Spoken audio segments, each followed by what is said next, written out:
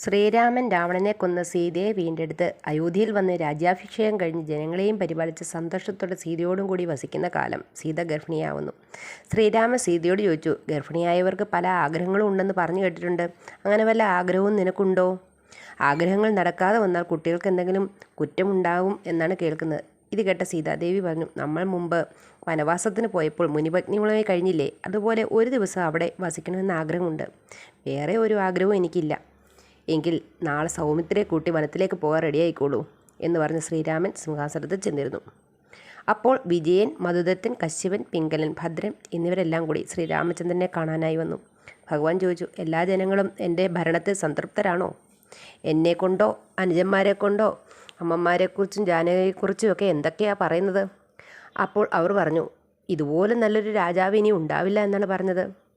ശ്രീരാമൻ പറഞ്ഞു, നിർത്തൂ. നല്ലത് മാത്രമല്ല, എന്തെങ്കിലും ദോഷവശങ്ങളും പറഞ്ഞു കാണും. സത്യം പറയൂ, എങ്കിലേ എനിക്കത് തിരുത്തി നല്ലൊരു രാജാവാകാൻ സാധിക്കൂ. അത് കേട്ട് അവർ പറഞ്ഞു, ലങ്കയിൽ പലകാലം രാവണൻ കൊണ്ടുവച്ചിരുന്ന സീതയെ രാമൻ ഭാര്യയായി വച്ചിരിക്കുന്നത് കഷ്ടം തന്നെ. പിന്നെ രാജാക്കന്മാർക്ക് എന്തു ആകാമല്ലോ, നമുക്കതിനൊന്നും പറയാൻ പറ്റില്ലല്ലോ. ഇങ്ങനെ ചിലർ പറയുന്നുണ്ട്, അല്ലാതെ ഒന്നുമില്ല. ഇത്രയും പറഞ്ഞവർ ശ്രീരാമനോട് യാത്ര പറഞ്ഞ് മടങ്ങുന്നു.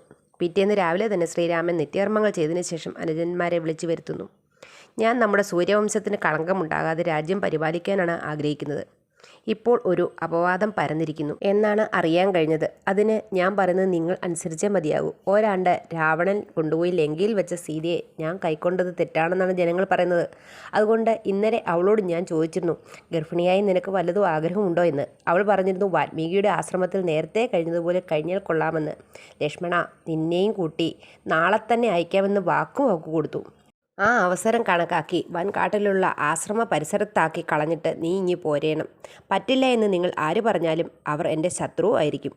ലക്ഷ്മണൻ ചെയ്തില്ലെങ്കിലോ എന്ന് വിചാരിച്ച് ഒന്നുകൂടി പറഞ്ഞു, നീയും ഈ അപവാദം വരെ ഒരു കാരണമാണ്. സീതയെ നിന്നെ ഏൽപ്പിച്ച് മാനിനെ പിടിക്കാൻ ഞാൻ പോയി. സീതയുടെ വാക്ക് കേട്ട് നീ എൻ്റെ പിറകെ വന്നില്ലായിരുന്നു എങ്കിൽ രാവണന് സീതയെ കൊണ്ടുപോകാൻ പറ്റില്ലായിരുന്നു. നീ കൂടെ കണ്ടതല്ലേ അഗ്നിദേവൻ പറഞ്ഞത്, സീതയ്ക്ക് ഒരു ദോഷവും ഇല്ലെന്ന്. അതുകൊണ്ടല്ലേ ഞാൻ സീതയെ സ്വീകരിച്ചത്. പക്ഷേ ദുഷ്കീർത്തി വർദ്ധിച്ചു വരുന്നതിന് നമ്മളിത് ചെയ്തേ മതിയാവും. ഇത്രയും പറഞ്ഞ് ദുഃഖത്തോടെ ശ്രീരാമൻ ചെന്ന് കിടന്നു. ശ്രീരാമൻ്റെ ദുഃഖം മനസ്സിലാക്കിയ ലക്ഷ്മണൻ സീതയോട് പറഞ്ഞു, ദേവി, ജ്യേഷ്ഠൻ എന്നോട് പറഞ്ഞു അവിടുത്തേക്ക് കാനനഭൂമിയിൽ താപസിമാരോട് കൂടി കഴിയാൻ ആഗ്രഹമുണ്ടെന്ന്. സുമന്ത്രർ തേര് കൊണ്ടുവന്നിരിക്കുന്നു. വേഗം നമുക്കിറങ്ങാം. ഇത് കേട്ട സീത ശരിക്കും സന്തോഷിച്ചു. എൻ്റെ ആഗ്രഹം ഭർത്താവ് പെട്ടെന്ന് സാധിച്ചുവല്ലോ. സീത പെട്ടെന്ന് ഒരുങ്ങിയിറങ്ങുന്നു. തേരിൽ സീതയും സൗമിത്രയും കയറി യാത്രയാകുന്നു. വഴിമധ്യേ സൗമിത്രി കരയുന്നത് കണ്ട് സീത പറഞ്ഞു, ഇന്നൊരു ദിവസം ജ്യേഷ്ഠനെ പിരിഞ്ഞിരിക്കുന്നതിനാണോ ഇങ്ങനെ കരയുന്നത്? നാളെ തന്നെ നമുക്കിങ്ങി പോരാമല്ലോ. ഇത് കേട്ട സൗമിത്രി കൂടുതൽ പൊട്ടിക്കരയാൻ തുടങ്ങി. ഇതെന്താ ഇങ്ങനെയെന്ന് സീത ചിന്തിച്ചു. ലക്ഷ്മണ, നിന്റെ ദുഃഖം എന്താണെങ്കിലും പറ. ലക്ഷ്മണൻ പറഞ്ഞു, ശ്രീരാമചന്ദ്രൻ പറഞ്ഞാൽ അനുസരിക്കാൻ പലരും ഉണ്ട്. പിന്നെ എന്നെ തന്നെ ഇങ്ങനൊരു ദൗത്യം ഏൽപ്പിച്ചുവല്ലോ. വിഷം കുടിക്കാൻ പറഞ്ഞാൽ കുടിക്കാമായിരുന്നു. അഗ്നിയിൽ ചാടണമെങ്കിൽ അതും ചെയ്യാമായിരുന്നു.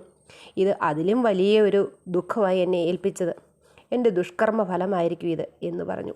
വീണ്ടും വാവിട്ട് കരഞ്ഞുകൊണ്ടേയിരുന്നു. സീതയ്ക്കൊട്ടും മനസ്സിലായതുമില്ല.